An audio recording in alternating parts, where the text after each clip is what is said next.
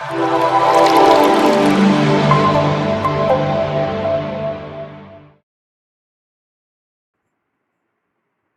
welcome again everyone. In last class we did the general introduction of solution. It is a combination of solute and solvent. Okay, it is also called true solution, homogeneous solution or binary solution. Then we check different types of concentration terms in the respect of on the basis of volume like a temperature dependent, and second is our on the basis of mass, it is like temperature independent. Like firstly we check on the basis of volume like a percentage volume by volume, like a percentage weight by volume. Then we talk about the molarity denoted by capital M. Then we check normality denoted by capital N. And in the respect of normality we discussed about the N factor.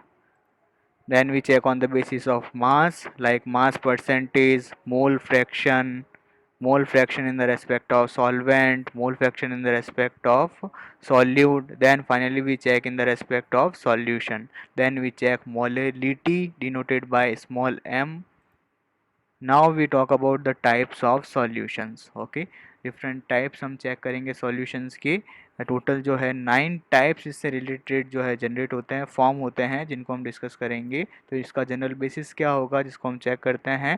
In last class we discuss about the solutions. What is solutions it is a combination of solute and solvent. Okay, अगर suppose हम इसके respect में example check करें तो solute like sugar and solvent like water.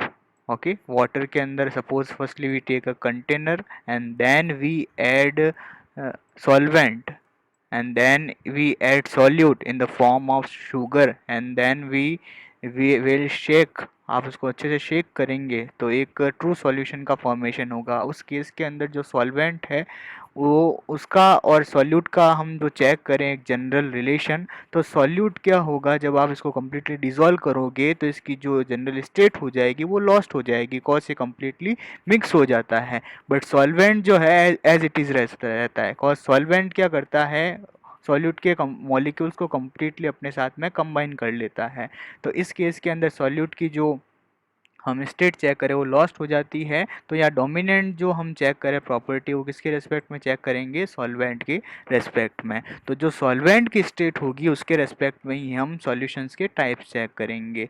जैसे हम next slide के अंदर हमारे करिकुलम के अंदर हम चेक करेंगे जो हमारे मेंशन है topic gas in liquids and second is solid in liquids, जिनको हम डिस्कस करेंगे. तो फर्स्टली हम जो है डिस्कस करेंगे वो सॉलिड इन लिक्विड के रेस्पेक्ट में चेक करेंगे, जहाँ आप चेक कर सकते हैं सॉल्वेंट जो है लिक्विड फॉर्म में एग्जिस्ट कर रहा है एंड सॉल्यूट सॉलिड फॉर्म में एग्जिस्ट कर रहा है.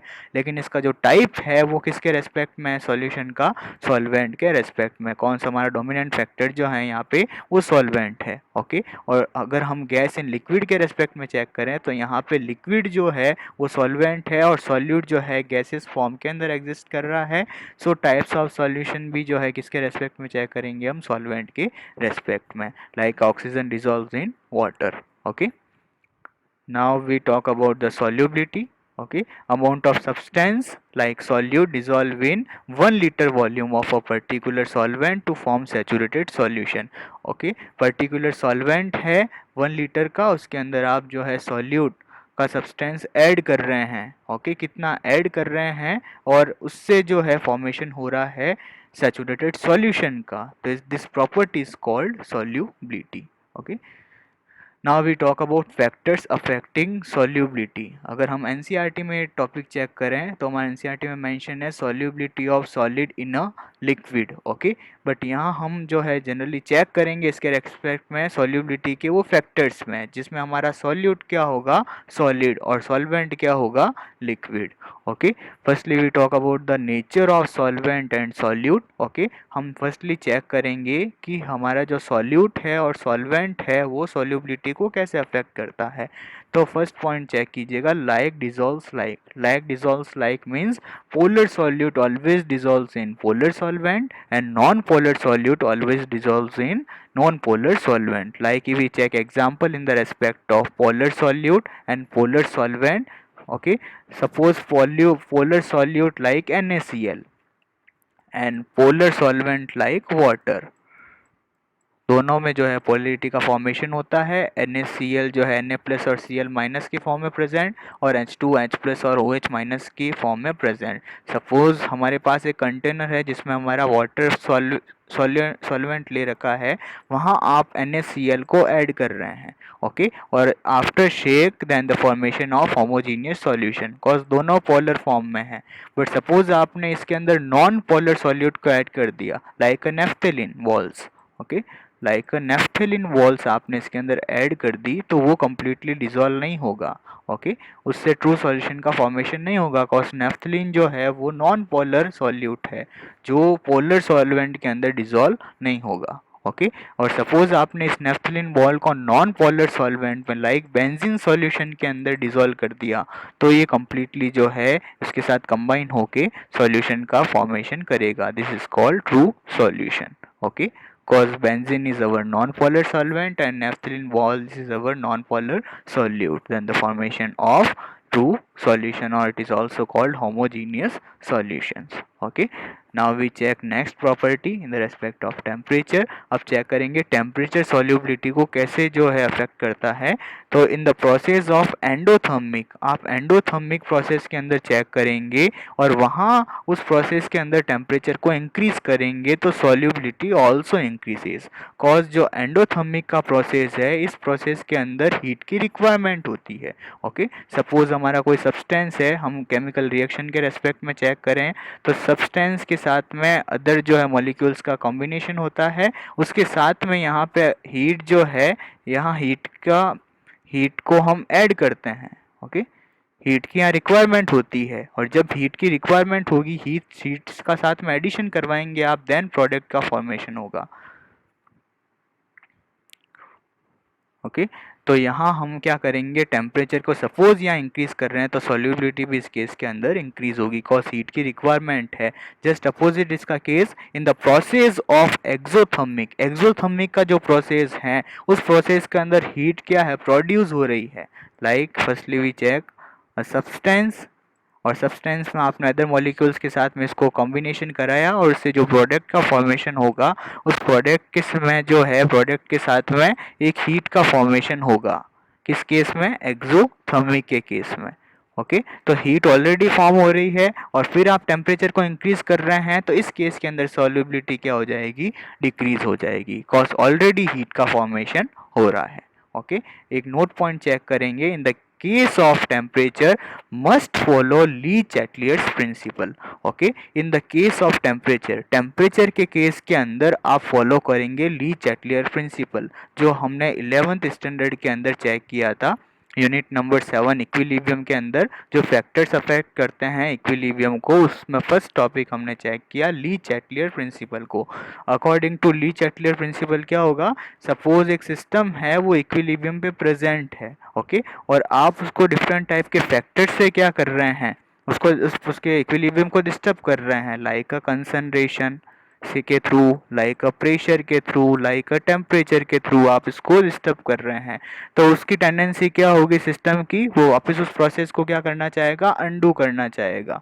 अंडू मीन्स वापस जो है वो अपने इनिशियल स्टेज के अंदर आना चाहेगा, ओके। तो ली चैटलियर के अकॉर्डिंग ध्यान रखिएगा कि suppose a system at equilibrium and if we change the concentration, suppose v increases, suppose v decreases the concentration, pressure and temperature, then the system want to undo this process, okay। System क्या करेगा, उस process को undo करके वापस अपने initial stage में आना चाहेगा, ओके। सेम इसी के रेस्पेक्ट में हमने चेक किया कि सपोज ली चैटलियर के रेस्पेक्ट में एंडोथर्मिक को चेक करो, तो एंडोथर्मिक के अंदर चेक करेंगे तो हीट क्या है इसके अंदर रिक्वायर्ड है, तो हमारी रेट ऑफ रिएक्शन, हमारी रिएक्शन किस साइड फर्दर प्रोसीड होगी, एज अ फॉरवर्ड डायरेक्शन के साइड में, कॉज हीट यहाँ क्या है, हीट की यहाँ जो है अब्सेंस है, हम यहाँ हीट ऐड कर रहे हैं, ओके। और एक्सोथर्मिक के रेस्पेक्ट में क्या हीट का फॉर्मेशन हो रहा है, तो इक्विलिब्रियम एस्टेब्लिश करने के लिए आपको क्या करना पड़ेगा, रिएक्शन को फर्दर बैकवर्ड साइड में प्रोसीड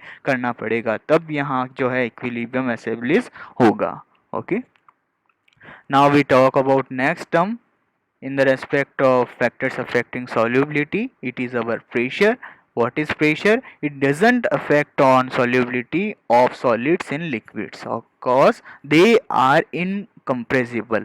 ये क्या होते हैं? इनकम्प्रेसिबल टाइप के होते हैं। कौन सी? हमारा सॉलिड है, सॉल्यूट, जिस वजह से आप उसको इजीली कंप्रेस नहीं कर पाते, और इजीली कंप्रेस नहीं कर पाएंगे तो प्रेशर जो है उसको अफेक्ट नहीं कर पाएगा। ओके, तो फर्स्ट टर्म हमने चेक किया solubility in the respect of solid in liquid. Now we talk about solubility of a gas in a liquid. Okay, same pattern follow करेंगे जो हमने यहाँ फॉलो किया था, factors affecting solubility in the respect of solid in liquid. यहाँ जो solid है उसको रिप्लेस किया हमने गैस से, तो gas in a liquid. First point, nature of gas. Okay, अब जो यहाँ पे गैस हमने जो यहाँ पे चेक कर रहे हैं, अब गैस के रेस्पेक्ट में चेक कर रहे हैं, तो फर्स्टली हम नेचर चेक करेंगे उसका। तो नेचर सेम वही point, polar like dissolves like, means polar gas dissolves in polar solvent, like we check example in the respect of HCl gas. HCl gas dissolves in the H2O. Why? Cause in HCl present H plus and Cl minus, and in H2O present H plus and OH minus ion. It is also polar, it is also polar, then like dissolves like. And suppose we check in the respect of H2 gas, N2 gas molecule, it is not dissolves in water, cause it is our non polar. Okay, non polar में ही dissolve होगा, सो ये water के अंदर dissolve नहीं होगा। आपको इसमें dissolve करने के लिए नॉन पोलर सॉल्वेंट का यूज लेना होगा। Okay, next point in the respect of temperature, if we increases temperature then solubility of gas decreases. ये किसके रेस्पेक्ट में हमने चेक किया? ये हमने जो है स्पॉन्टेनियस प्रोसेस के रेस्पेक्ट में चेक किया। ओके, जो थर्मोडायनेमिक्स थी आपके 11th स्टैंडर्ड के अंदर यूनिट नंबर 6, वहाँ आपने 2 टाइप्स के प्रोसेस चेक किए होंगे सिस्टम के रेस्पेक्ट में। First is spontaneous and second is non spontaneous. Spontaneous का मीन क्या है कि सपोज सिस्टम है वो खुद वर्क जो है वो खुद वर्क कर रहा है। ओके, और नॉन स्पॉन्टेनियस के अंदर जो है सिस्टम खुद वर्क नहीं करेगा, आपको जो है एक्सटर्नल एनर्जी प्रोवाइड करनी पड़ेगी जब सिस्टम वर्क करेगा। तो जब सिस्टम खुद वर्क करेगा तो उस केस के अंदर जो डेल एच की वैल्यू है वो नेगेटिव मीन्स डिक्रीज होगी।